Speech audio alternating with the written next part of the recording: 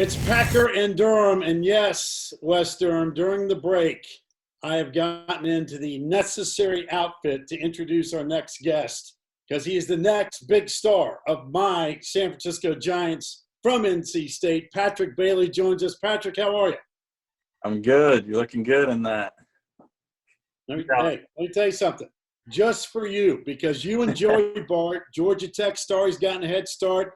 I am expecting big things from you in San Francisco. And I don't do this for anybody because I brought out my 2010 World Series San Francisco Giants, and it's cream. Remember, it's not white. It's cream. But here's what else we got going on, Patrick. I don't do this for anybody. Not one World Series 2010, World Series 2012, World Series 2014. So that was last decade with 3 World Series titles. So when you get out to the Bay Area, you, Joey Bart, and the rest of the crew, I'm expecting big things from ACC dudes bringing the Giants back to glory. Yes, sir. Can't wait. Now, Patrick, I can't wait. Let's do it, baby. Let's do it. Tell you what, I know you've had the red and white of NC State, but let me tell you what else you're going to need to do. You need to get your orange, brother. You need to get your orange, all right? So you're dealing with a San Francisco Giants lunatic, and we got you back. So that's all good news. Good. Wes, it's all yours. Well, thanks. I mean, Patrick, aren't you glad you were drafted by the Giants and not maybe, say, the Dodgers? No, I was getting myself into today. Hey, one more thing, Patrick. You need to know something. You need to know this. This is important because I know NC State, North Carolina, that Tobacco Road rivalry, hey, it's intense. But, my man, you got to understand something.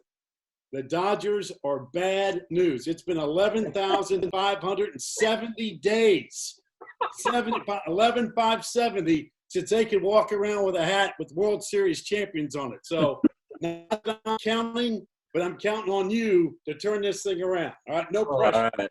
No pressure. Patrick, what's this all been like? Because you got off to such an unbelievable start, and then, you know, baseball got shut down along with all the other spring sports in the ACC and nationally on the collegiate level. And then all of a sudden you were kind of left to this unknown about what was going to happen. And yet seemingly it all worked out for you. So what was it like?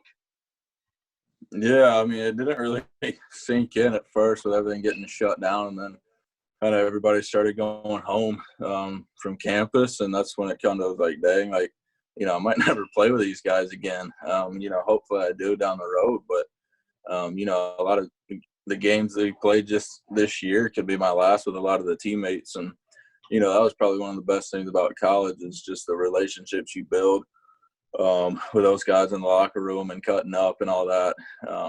And then, you know, fortunate it kind of went by pretty quick that time from, you know, getting canceled to now.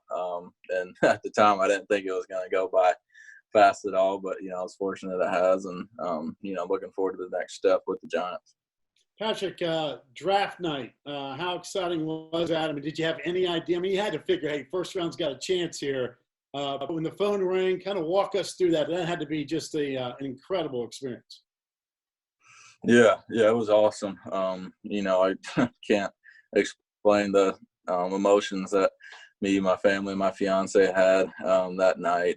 You know, it was just surreal. It kind of goes into the next couple of days of just that adrenaline rush. And, you know, just you're pretty much talking with teams 2 or 3 picks before and trying to make deals and whatnot. And, you know, it just goes by so quick. And, you know, it's really a special moment and very stressful moment too. But, you know, I'm glad it's done now.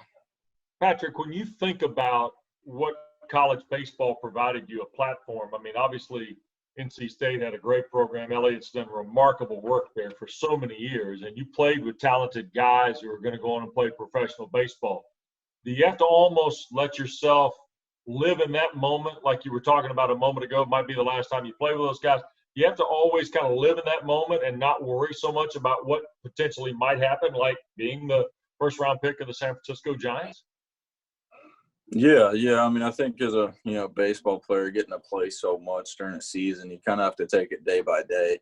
And I think that's what makes the game so great is, you can have a 0 for 4 night with a couple punch outs and wake up the next day and you got a new game. And you just kind of tackle it that way. And kind of to go into your question, it's kind of the same way as, you enjoy those relationships you have in the moment. And, that's why I feel like tears always come at the end of the season. And it's a shame it didn't happen this year out on the field. Whether they were happy or sad, it's just crazy to have, your whole year of working and building relationships with your teammates, and potentially could be the last time you play with them. And I think you just take it day by day and enjoy the moments while you can.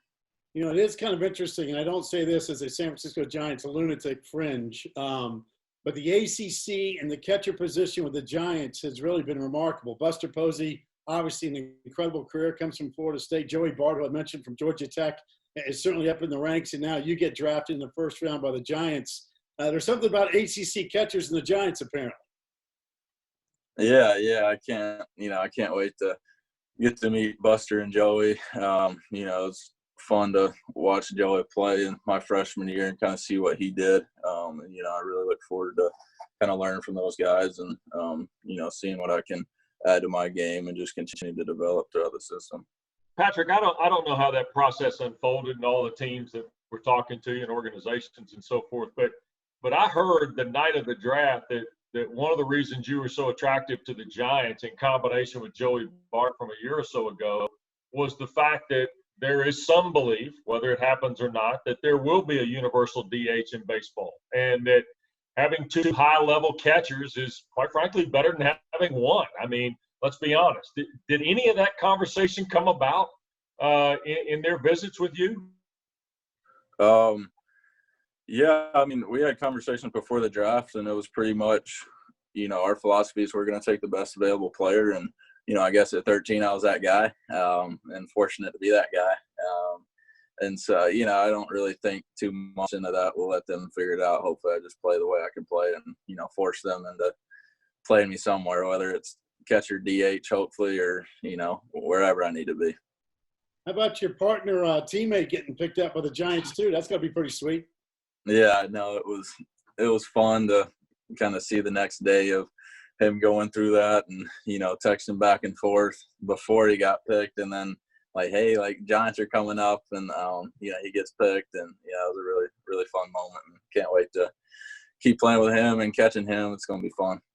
So what's the next step now, Patrick? Because there's a lot of uncertainty about baseball, period, especially at the major league level, and even more uncertainty to a degree with the reduction of minor league franchises and things of that nature.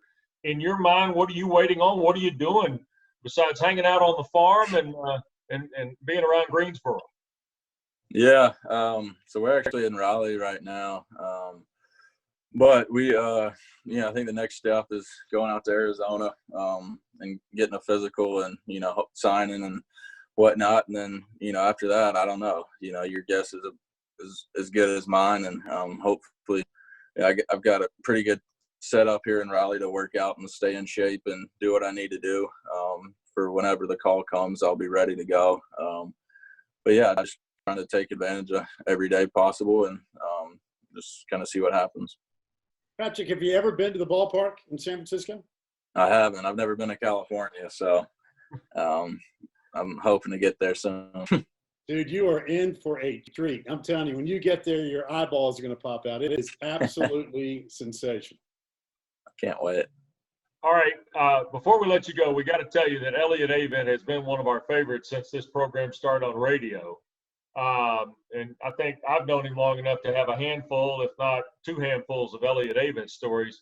What's Patrick Bailey's favorite Elliot Davis story? Oh, goodness.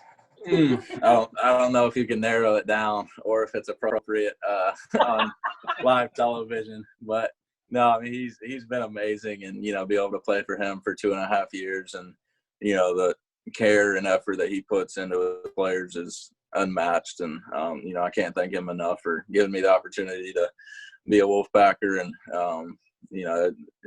he'd be one of the first guys I'd ever call if I was in trouble, and knowing that he would come in a heartbeat. And, I can't say enough good things about Coach Davis. Well, listen, one more thing. I've got 3 of them, my man. I'm waiting for one more. You're going to lead the way, all right? Rooting for you. All right. Sounds good.